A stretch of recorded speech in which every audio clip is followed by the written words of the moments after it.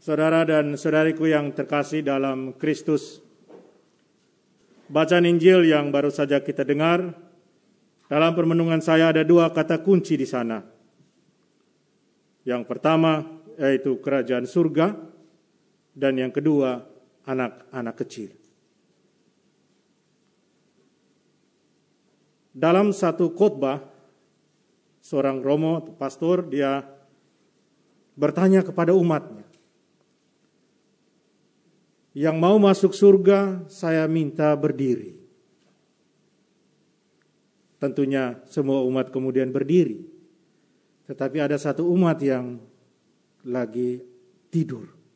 Dan dia duduk saja. Dia tidak berdiri.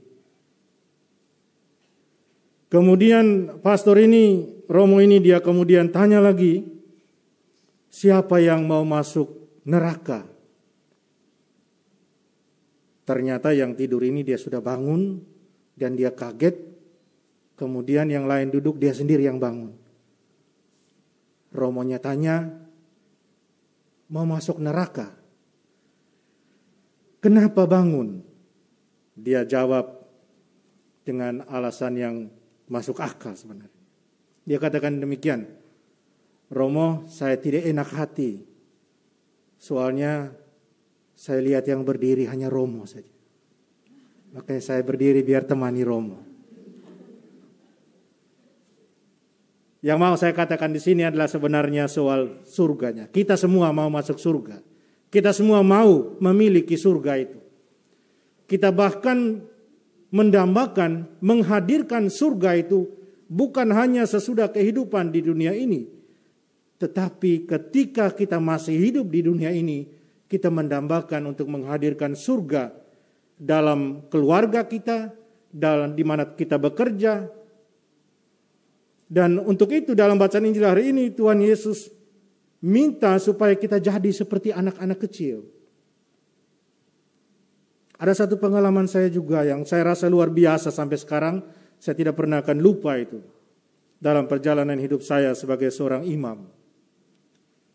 Pertama di Surabaya sini dan yang kedua di kampung halaman saya. Ada seorang anak kecil umur 5 tahun. Dia datang kepada saya minta berkat seperti biasa. Saya beri berkat di dahinya. Tapi dia masih berdiri di situ. Dia belum pergi. Terus papa mamanya datang bisik kepada saya, Romo minta maaf Romo. Kebiasaan dia kalau dia belum beri berkat balik, dia tidak akan pergi. Saya dengan senang hati tundukkan kepala saya dan dia beri berkat kepada saya di sini. Saya katakan terima kasih ya. Dia senyum-senyum bahagia pulang. Yang kedua yang sama juga. Umur 3 tahun, lebih muda lagi. Ponakan saya. Ketika saya beri berkat dia spontan langsung tangannya dan beri berkat di dahi saya. Saya menerimanya dengan sukacita, dia juga tertawa senyum gembira. Ada kepolosan, ada ketulusan dalam dua anak ini ketika mereka memberikan berkat. Dan saya rasa itu berkat luar biasa. Dan itu membuat saya ketika ingat pengalaman ini, langsung match dengan bacaan Injil hari ini. Apa yang ada pada anak-anak yang paling utama? Mungkin anak-anak zaman ini agak kurang mungkin. Karena terlalu banyak dipengaruhi oleh gadget-gadget. YouTube terlalu banyak masuk di kepala mereka. Tapi saya kira satu hal yang paling melekat dalam diri anak-anak adalah soal ketergantungan. Soal kepercayaan pada orang tua mereka. Pada umumnya anak-anak mereka percaya apa yang orang tua mereka katakan itulah yang benar.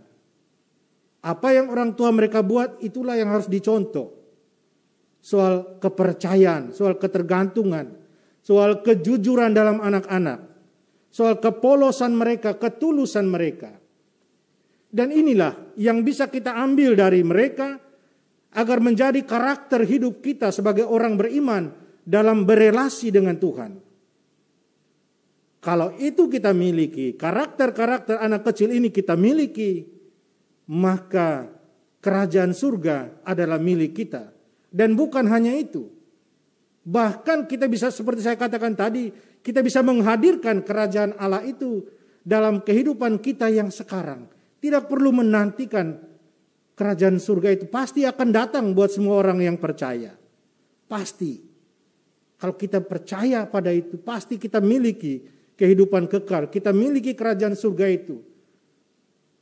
Tapi dengan hidup kita yang sesuai dengan kehendak Tuhan, dengan cinta kasih yang selalu meliputi kita, menyelubungi kita, dengan ketulusan dalam beriman, dengan kepolosan, dengan ketergantungan pada Tuhan, dengan kejujuran, saya yakin dan percaya bahwa kita juga bisa menghadirkan surga itu dalam kehidupan kita sekarang. Tentunya kita akan bertanya, surga itu bagaimana? Jawab sendiri. Kita semua belum pernah ada yang di surga. Atau sudah ada yang pernah di surga. Kalau ada yang mau sekarang, mungkin kita panggil Tuhan supaya ambil saja langsung. Tapi dari apa yang kita pelajari, dari apa yang kita beriman, kita tahu surga itu seperti apa. Dan yang pasti surga itu adalah soal kebahagiaan yang tidak bisa diukur dengan kebahagiaan yang kita mengerti di dunia ini. Bisakah kita ciptakan itu di dunia ini? Sangat bisa kalau kita mau. Kalau kita percaya bahwa dengan usaha kita dan ditambah dengan karunia dan rahmat dari Tuhan yang kita imani, maka kita akan mampu memiliki surga itu atau menghadirkan surga itu. Bahkan mungkin tanpa kita sadari. Saya tidak tahu apakah kita sadari itu. Ketika kita merayakan Ekaristi, surga dan bumi menjadi satu. Mungkin kita pernah dengar nama seorang ahli kitab suci ini yang berpindah dari gereja Presbiteri ke dalam gereja Katolik, Scott Hahn. Mungkin kita pernah baca juga bukunya. Ketika dia menceritakan pengalaman dia dan istrinya. Ketika dia terus mencari kebenaran tentang iman Kristiani. Dia melewati sebuah gereja dan pada saat itu orang menyanyikan lagu Kudus, Kudus, Kudus. Dan dia langsung teringat ke kitab Wahyu. Dan membuat dia sadar bahwa saat itulah dalam perayaan Ekaristi, surga dan bumi bertemu. Surga itu kita sudah nikmati, kita sudah alami. Dan akan lebih mulia lagi kalau kita hadirkan surga itu dalam hidup kita sehari-hari, dalam keluarga kita, di tempat kita bekerja, di masyarakat kita hadirkan surga itu, di tengah kita orang Kristiani, dan juga dalam kehidupan kita dengan sama saudara dan saudari kita yang lain.